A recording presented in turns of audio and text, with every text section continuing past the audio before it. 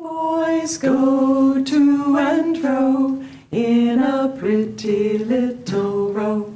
Boys go to and fro in a pretty little row.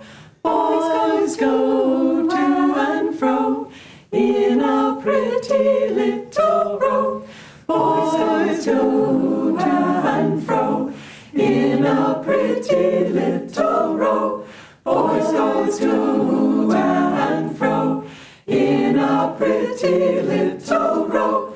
Boys go to and fro in a pretty little row. Boys go to and fro in a pretty little row. Boys go to and fro in a pretty little row. Boys go to and fro in a pretty little row. Boys go to and fro in a pretty little row. Boys go to and fro in a pretty little row. Boys go to and fro in a pretty little row.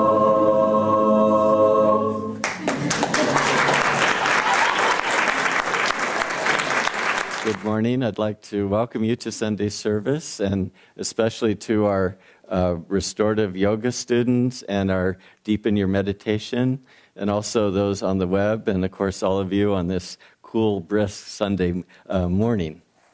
I'd like to read from Rays of the One Light by Swami Ananda.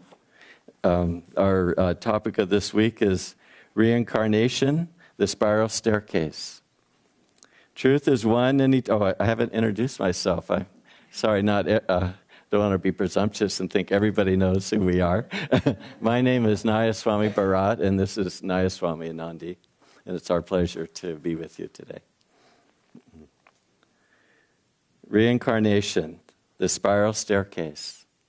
Truth is one and eternal. Realize oneness with it in your deathless self within. The following commentary is based on the teachings of Paramahansa Yogananda. In the book of Revelation, chapter 3, Jesus Christ tells us, "Him that overcometh will I make a pillar in the temple of my God, and he shall go no more out." There is a difference between church dogmas, which are based on reasoned deductions from scriptural statements, and the pronouncements of wisdom, which are based on the inner realization of scriptural truths.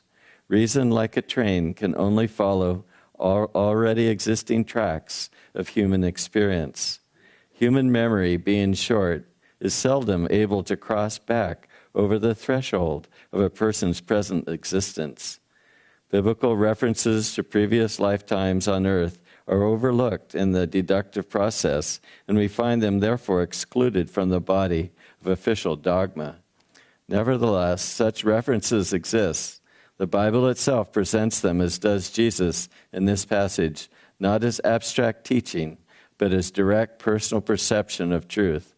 In the same way, Krishna in the Bhagavad Gita silences Arjuna's reasonable doubts on the subject not by reasoned argument, but by the frank statement contained in the 4th chapter of this great scripture. Arjuna, you and I have passed through many births. I know them all, though you, O chastier of foes, recall them not. Thus, through Holy Scripture, God has spoken to mankind. Om, Om, Om.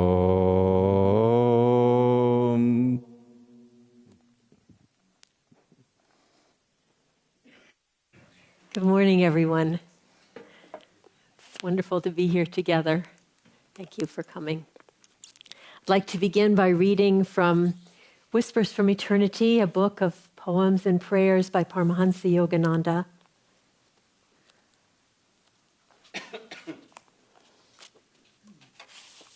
This is a prayer demand for illumination. O Spirit, beloved Father, Oversoul of the universe, Spirit of spirits, friend of friends. Teach me the mystery of my existence. Teach me to worship thee in breathlessness and deathlessness. In the fire of devotion, burn away my ignorance. In the stillness of my soul, come, Spirit, come. Possess me and teach me to feel thy immortal presence in and around me. Come, Spirit, come. Come, Spirit, come.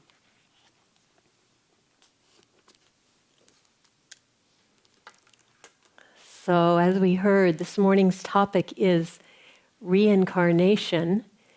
And I have to say, just as a disclaimer at the beginning, that you don't have to believe in reincarnation to gain a lot from the principles behind it.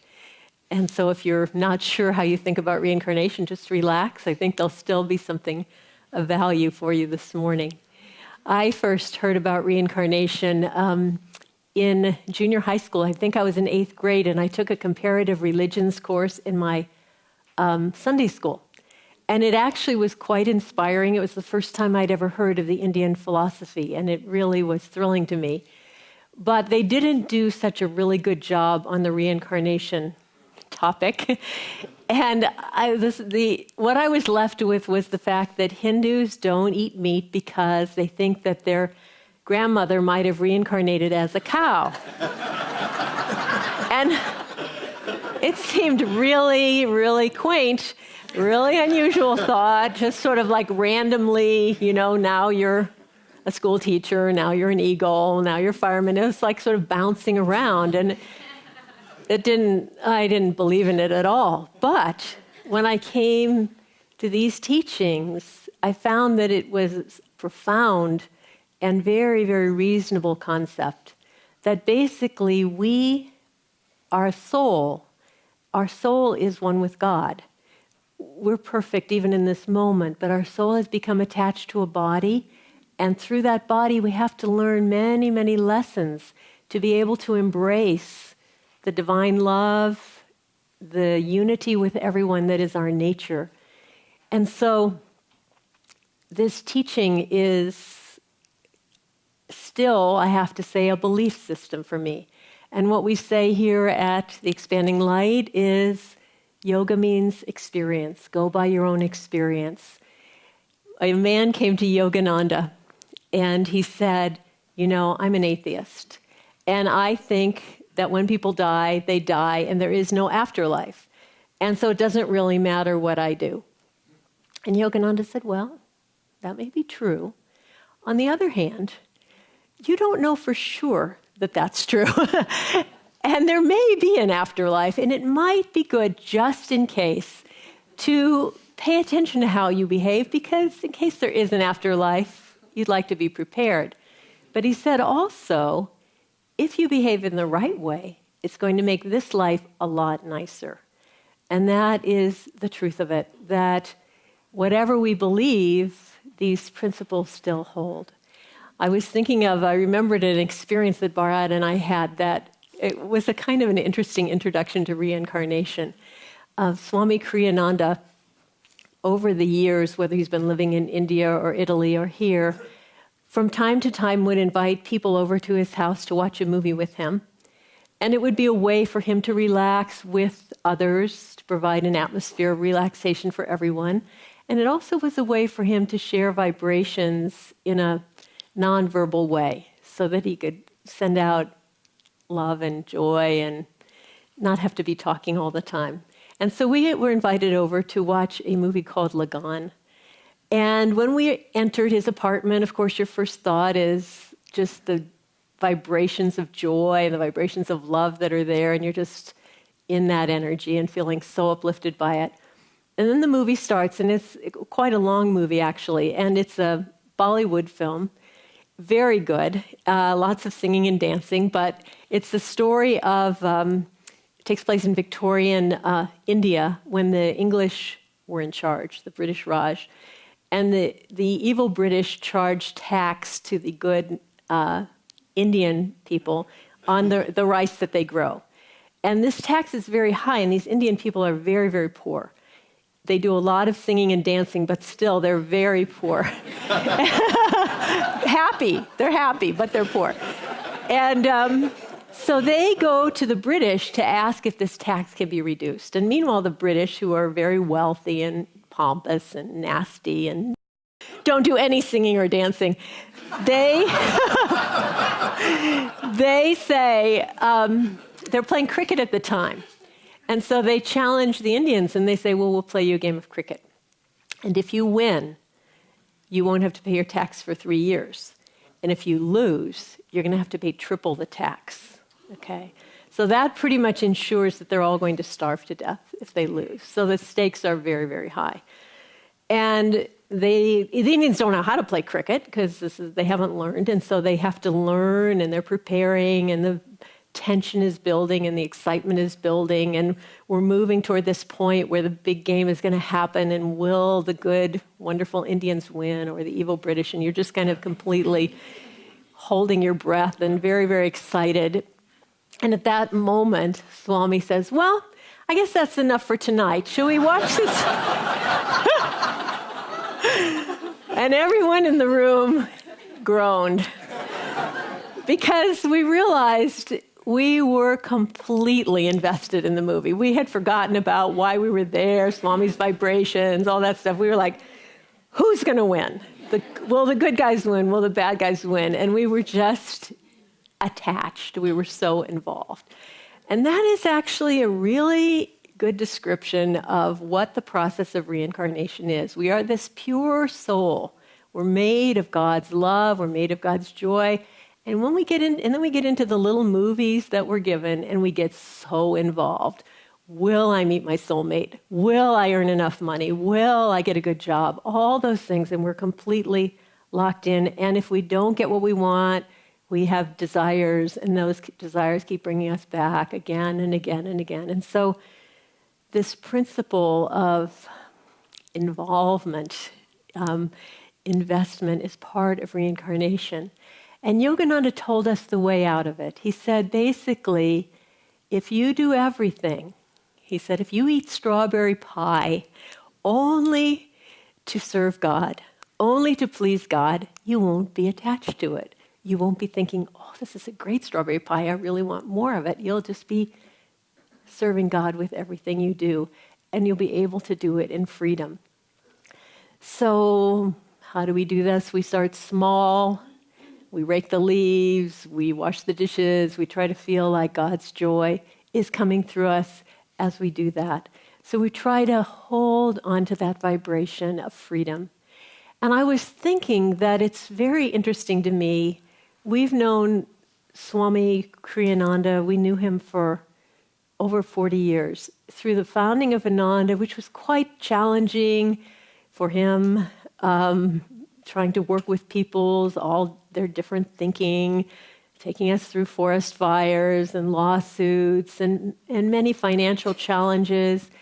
And I don't think I ever saw him anxious, fearful, angry, any of the things, the emotions that come from being invested, from being attached. Oh, will we be able to survive this new challenge of having all of the community burned down? No, he just was calm. Okay, what will we do now? What will we do now? Because he always felt that he was doing it for God. He always felt, this is Master's community. It's completely in his hands. Whatever happens is going to be just the right thing. There's no need to be concerned about it. We'll just could be in that flow. And so this is how we're trying to live. And whether we believe in reincarnation or not, it's a great technique. But I wanted to read this quotation. I was very, very moved by this quotation from the book that Swami wrote about conversations with Yogananda. And he describes, Yogananda is speaking here, and he describes reincarnation as a wheel. This is how it's talked about in many religions. It's a wheel, and we have to get off of that wheel. And this is what Master says. To get off the wheel, you have to desire freedom very intensely. Then only will God release you. Your longing has to be fervent. If it is, and if you are determined no more to want to play, the Lord has to release you. He tries to keep you here with tests, but in his higher aspect, as the cosmic lover, he hates this show and wants you out of it. Why shouldn't he release you once he sees that you really want him alone and not his show, that you want only freedom in him? Well, I suspect many of us here in this room have had this thought of, I only want freedom. And oftentimes, unfortunately, it comes when things aren't working out so well. You're not feeling so good, or your job isn't going so well, and you just kind of go, oh, I just want to get out of here. I just want to be free. I don't want to have to deal with this. But that's not the way this is meant. It's meant in the sense of longing for God so much that you don't want anything else. I was reading yesterday, again, many times I've read this, about the life of Sister Gyanamata, Yogananda's most advanced woman disciple. And she was a great, great soul, but she was physically extremely ill. She was in excruciating pain for about 10 years. And what Yogananda said that struck me so much is he said, I never saw pain in her eyes.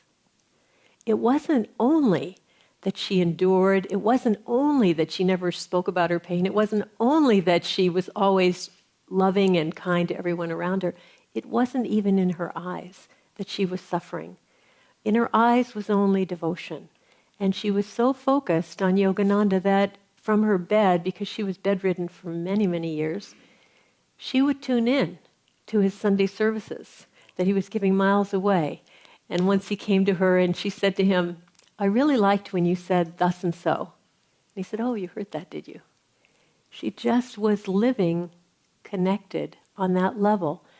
Now that is the desire for freedom.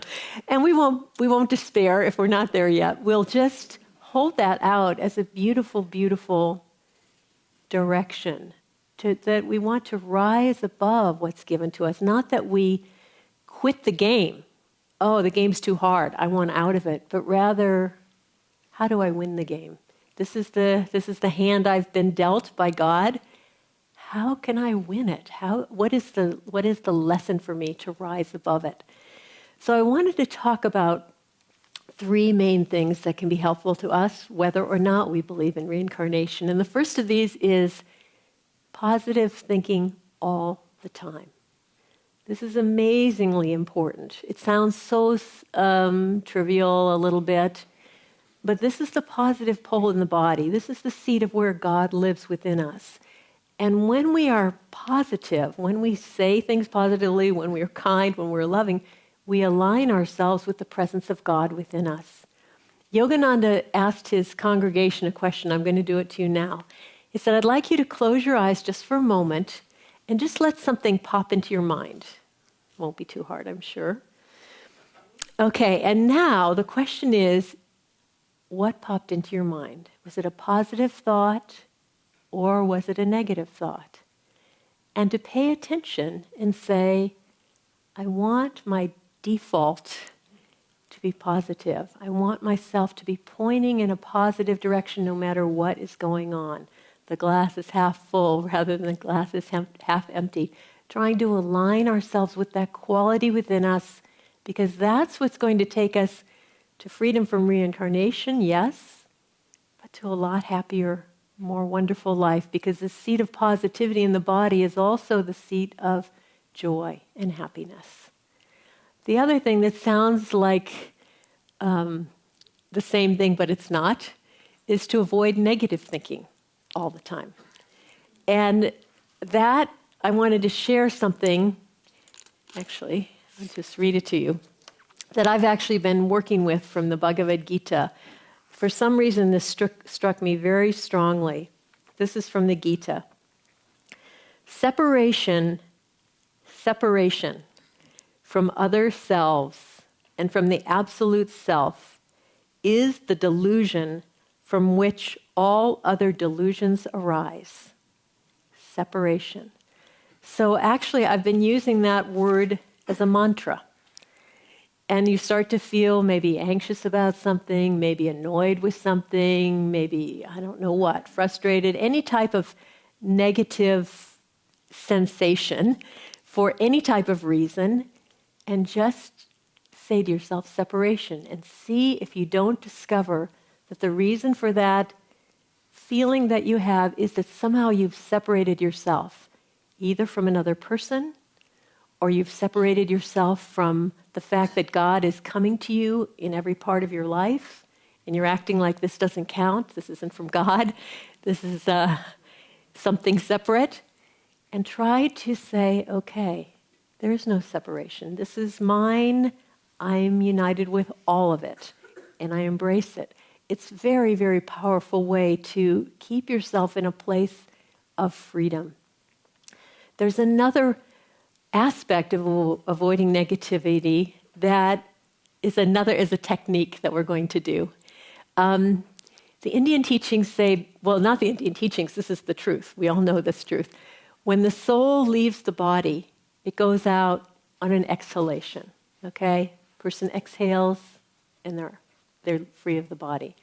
When the baby is born, its first act is to inhale. And so what Yogananda said is that we can look at each breath as a reincarnation. You exhale, end of that incarnation. You inhale, fresh new start. And so we're going to try an exercise that he gave.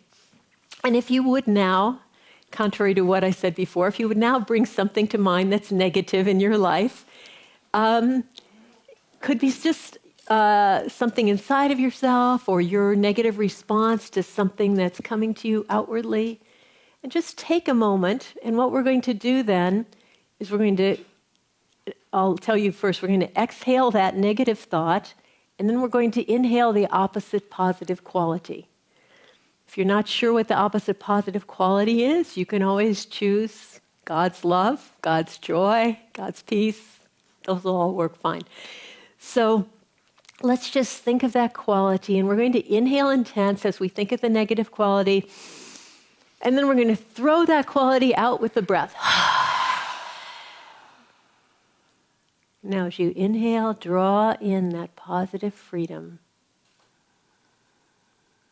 And this is your new incarnation. In this incarnation, you're free of that negative thought. You have only that positive thought. So that's another powerful thing we can keep in mind of keeping our mind aligned with the positive. Let go of the negative. We tend to worship those negative thoughts, and we don't want to make a home for them. So just release them and draw in the positive. And the third quality that we can use to help us move toward a sense of freedom is meditation. We can't really think ourselves to a state of what it's like to be more free than we are now. We can be positive, we can avoid the negative, but to feel that sense of transcendence, we have to experience that in superconsciousness. And that is going to come through the practice of meditation. So when you meditate and you have those moments where you feel touched by God's joy or God's love or God's peace, something very, very transcendent, tune into the fact that that is who you are. That is your real self. Not the small self, but that is your real self. So this is one way that we can do that. We have a statue of Lahiri in our outdoor garden that I walk to on the way to our outdoor temple. And oftentimes, if I've been in some kind of funky something or other, physically, mentally, emotionally, something that's not totally on, I walk by Lahiri and I go, he's been here. He's been exactly in this place. Frustration, whatever it is, life not working quite right, whatever it is, the masters have been there. But they have reached a place above it, and they have established themselves there. There's no coming back. The spiritual teachings say it's like hanging a coat on a hook. Their consciousness is hung on the hook. It's not going to fall off. It's just in that uplifted state. And we are trying to achieve that ourselves. And finally, I would like to share a story and a visualization with you. Many years ago, probably decades ago, I met a friend of Swami Kriyananda's. And he was, I don't remember anything about him, but I remember saying to Swami afterwards, "Oh, Swami, he was a beautiful soul." And Swami wasn't going to let that just fly by. He said, "You mean he has a pleasing personality?" And he caught me because I actually did think that I was feeling his soul quality, whatever it was, kindness or integrity or something really like a soul quality. I thought I was feeling his soul, but I wasn't. I was tuning into the personality. And later, as time went by, I've had a few experiences, I think, of what a soul feels like through a few friends who've passed on. And most notably, the one I want to bring up especially, and I've shared it before, is the passing of Bharat's mother. And Bharat's mother was a wonderful person. But if you walked into a room, she would easily be ignored. Extremely humble, quiet, simple person. She never said a negative word about anyone. That was a fairly notable quality about her. She only saw goodness in everyone. But aside from that simple quality, she was very inconspicuous, not religious, not introspective or interested in religious things or spiritual things at all, but a wonderful person. And when she died, we both felt, literally by the experience we had, we went to pray with her body, and we both felt this powerful angelic sweetness. And knowing her and feeling that, I was like, oh my gosh, this is what a soul is. This is not related to her personality. This is a soul experience. And it was very dramatic. And when I reflect on the people in this room, I have to say, I can't imagine anyone here being less than that. Okay? And so when we look at ourselves and we think, who are we? And we introspect and we look at our faults and we, line out all the things we have to work on spiritually and the things we have to change in ourselves. We tend to see ourselves as a very small thing. It has nothing to do with our soul quality. And I was thinking of the image, we've all seen cartoons of this, with the genie in the bottle, little teeny little bottle, and then they rub the lamp or the bottle or whatever it is, and this gigantic thing comes out. Okay. Well, I would like to lead us in a little visualization, because this is as close as I can imagine to what the soul must be like. I mean, the soul isn't looking like that, and it doesn't look like an angel, but for the purposes of this visualization, I would like you to just tune into yourself. Now, the soul, remember, has no gender. The soul is part of God. Your soul is God. Okay, it has all the divine qualities. And it's enormous. So as you think about yourself, I'd like you to see yourself as just a very tiny, small vessel. And rising from you is this enormous angel. As I said, an angel is not your soul, but it's a good visualization. And this angel If you're a man, you could even imagine this angel to be a divinely feminine form, because the soul has no gender. This divinely feminine form is full of motherly love for everyone. And that is the part of you that's untouched by anything else.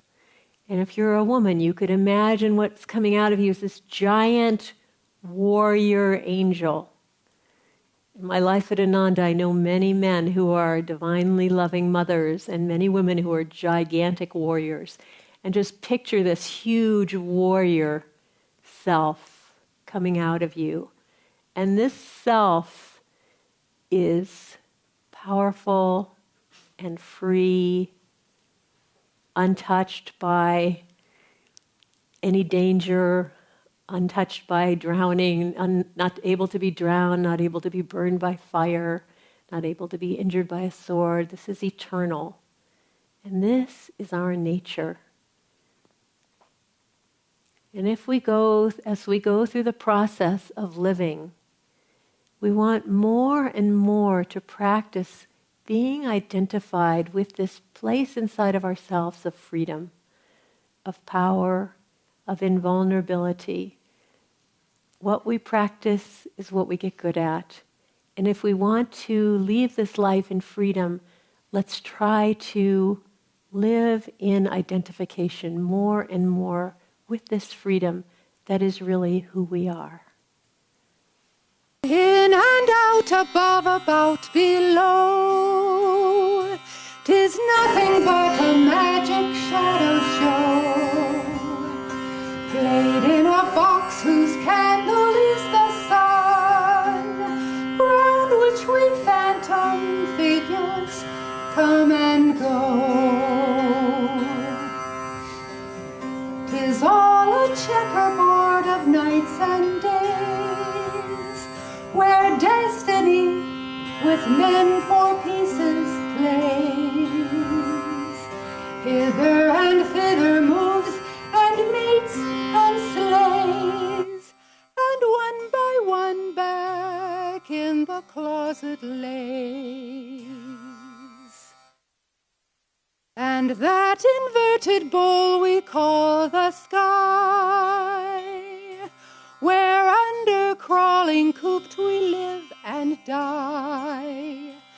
Lift not thy hands to it for help, for it rolls impotently on as thou or I. A moon of my delight who know'st no wane, the moon of heaven is rising once again. How oft hereafter rising shall she look through this same garden